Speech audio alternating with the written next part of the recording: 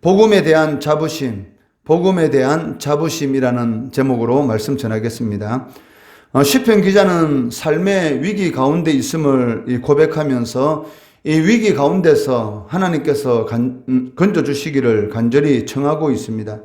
41절에 보시면 여호와여 주의 말씀대로 주의 인자하심과 주의 구원을 내게 임하게 하소서라고 기도하고 있는데, 여기 이 주의 말씀대로라는 이 말을 통해서 우리가 알 수 있는 것은 시편 기자가 지금 하나님 앞에 하는 이 기도는 중언부언하는 기도, 즉 무엇을 기도해야 할지 모르고 여러 말만 하는 그러한 기도가 아니라 하나님께서 반드시 응답해 주실 것을 믿고 확신하는 그러한 기도다라는 것을 알 수가 있습니다. 왜냐하면 이 주의 말씀대로라는 것은 주께서 약속하신 대로라는 그러한 의미를 가지고 있기 때문입니다. 믿음의 기도에 대해서 야고보서 5장 13절 말씀해 보시면 믿음의 기도는 병든 자를 구원하리니 주께서 그를 일으키시리라. 혹시 죄를 범하였을지라도 사하심을 받으리라 라고 말씀하고 있습니다. 여기 병든 자를 구원한다라는 이 말은 이 좁은 의미로서는 이 육신의 이 병을 볼 수가 있지만 좀 더 넓은 의미로 본다면 영적으로 병이 들어있는 상태까지 다 포함한다라고 할 수가 있습니다. 그 이유가 무엇이냐면 이어지는 말씀이 무엇입니까? 죄를 범하였을지로 사심을 받으리라. 즉 제3이라는 이 말이 언급되어 있기 때문에 여기 믿음의 기도는 병든 자를 구원한다라고 했을 때에 육신적인 병뿐만이 아니라 영적인 병까지 포함하는 그러한 이 뜻을 가지고 있다라고 볼 수가 있다는 것입니다. 그렇기 때문에 이 주의 말씀대로라는 이 시편 기자의 이 믿음의 기도는 주님께서 약속하신 말씀대로 구원해 달라라는 하나님의 이 말씀을 붙들고 하는 그런 확신을 찬 기도다라고 할 수가 있다는 것입니다. 이는 시편 33편 18절 19절의 말씀을 근거로 삼을 수가 있는데, 여호와는 그를 경외하는 자 곧 그의 인자심을 바라는 자를 살피사 그들의 영혼을 사망에서 건지시며 그들이 굶주릴 때에 그들을 살리시는도다라고 말씀하고 있습니다. 즉 하나님을 경외하는 자에게 하나님께서 은혜를 베풀어 주시는데 그게 무엇입니까? 먼저 살펴주신다는 것이죠. 그리고 그들의 영혼을 사망에서 건지시고 굶주릴 때에 그들이 필요한 모든 것들을 공급해 주심으로 인해서 그들을 회복시켜 주신다. 즉 살려주신다라고 말씀하고 있다는 것입니다. 즉 그를 경외하는 자, 즉 하나님을 경외하는 자가 누굽니까? 바로 하나님의 말씀대로 살아가는 자, 즉 주의 말씀이 반드시 이루어진다라는 것을 신뢰하며 그 말씀에 순종하는 그러한 삶을 살아가는 자들에게 하나님께서 은혜를 베풀어 주시는데 먼저 살피는 것이죠. 그리고 그를 통해서 사망에서 건지시고 굶주림을 채워주시는 그런 하나님의 은혜를 베풀어 주신다라고 말씀하고 있다는 것입니다. 이를 근거로 해서 시편 기자는 그 주의 말씀을 영원히 지키겠다라고 고백합니다. 44절에 보시면 내가 주의 율법을 항상 지키리다, 영원히 지키리다 라고 말씀하고 있는데, 그 근거가 무엇이겠습니까? 그것은 이 주의 말씀, 즉 하나님의 말씀이 바로 진리의 말씀이기 때문입니다. 43절에 보시면 진리의 말씀이 내 입에서 조금도 떠나지 말게 하소서 내가 주의 규례를 바랐음이니이다 라고 말씀하고 있습니다. 즉 주의 말씀이 진리의 말씀이라는 이 의미는 그 말씀이 반드시 이루어진다. 즉 진리는 영원토록 변하지 않지 않습니까? 진리라는 것은 환경과 상황에 의해서 변하는 것이 아니고 영원히 변하지 않는 그러한 말씀이 이 진리다라는 그러한 의미를 가지고 있기 때문에 주의 말씀이 진리의 말씀이라는 것은 하나님의 말씀은 반드시 이루어진다라는 그러한 의미를 가지고 있다는 것입니다. 이사야 55장 10절 11절 말씀해 보시면 이는 비와 눈이 하늘로부터 내려서 그리로 돌아가지 아니하고 땅을 적셔서 소출이 나게 하며 삭이 나게 하여 파종하는 자에게 종자를 주며 먹는 자에게 양식을 준과 같이 내 입에서 나가는 말도 이와 같이 헛되이 내게로 돌아오지 아니하고 나의 기뻐하는 뜻을 이루며 내가 보낸 일에 형통하리라 라고 말씀하고 있다는 것입니다. 비가 이 하늘로부터 내려와서 땅을 적심으로 인해서 그 땅에서 이 식물이 나게 합니다.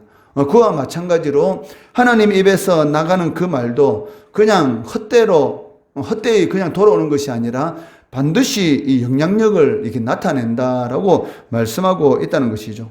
그것을 이사야 선지자는 나의 기뻐하는 뜻을 이루며, 즉 하나님의 말씀은 반드시 하나님께서 원하시는 그런 기뻐한 뜻을 이룬다. 즉 하나님의 말씀은 반드시 이루어진다라고 말씀하는 것을 볼 수가 있습니다. 그렇기 때문에 시편 기자는 왕들 앞에서도 부끄러워하지 않고 담대하게 주의 말씀을 증거하겠다라고 선언합니다.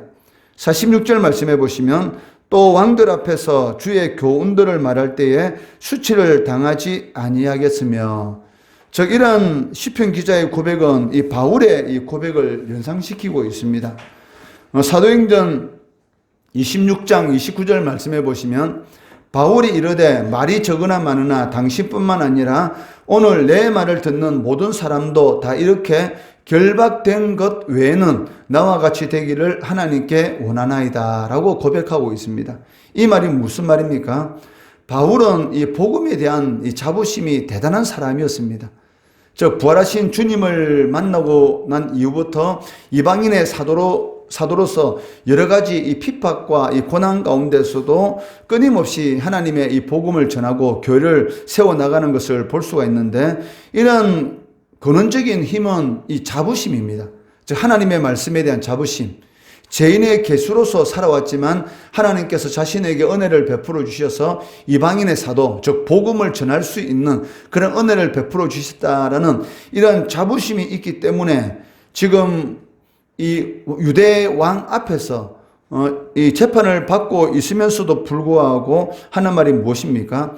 자신이 이렇게 결박된 것 외에는, 자신이 죄가 없지만 이렇게 결박된 것 외에는 나와 같이 그 예수를 믿음으로 인해서 영원한 생명의 은혜를 누리는 그러한 삶을 살아가기를 원한다라고 이렇게 고백하고 있다는 것이죠.